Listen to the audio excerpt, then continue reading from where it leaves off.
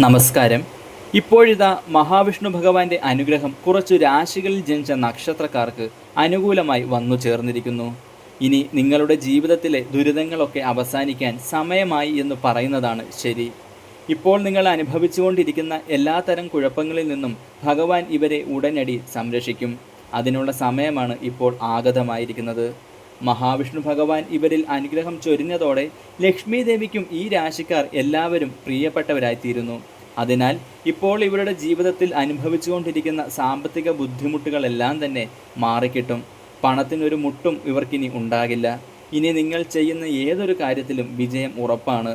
കാരണം മഹാവിഷ്ണു ഭഗവാന്റെയും ലക്ഷ്മി ദേവിയുടെയും അനുഗ്രഹം ഇവർക്ക് ലഭിക്കുന്നതോടെ ചെറിയ പ്രയത്നത്തിലൂടെ മികച്ച വിജയം ഇവർക്ക് സ്വന്തമാക്കാൻ സാധിക്കും. ഇവരുടെ ജീവിതത്തിലെ സാമ്പത്തിക പ്രതിസന്ധിയൊക്കെ ഉടൻ മാറാൻ പോകുന്നു. എല്ലാവരും ഓം നമോ നാരായണായ നമ എന്നൊന്ന് കമൻറ്റ് രേഖപ്പെടുത്താൻ മറക്കരുത്.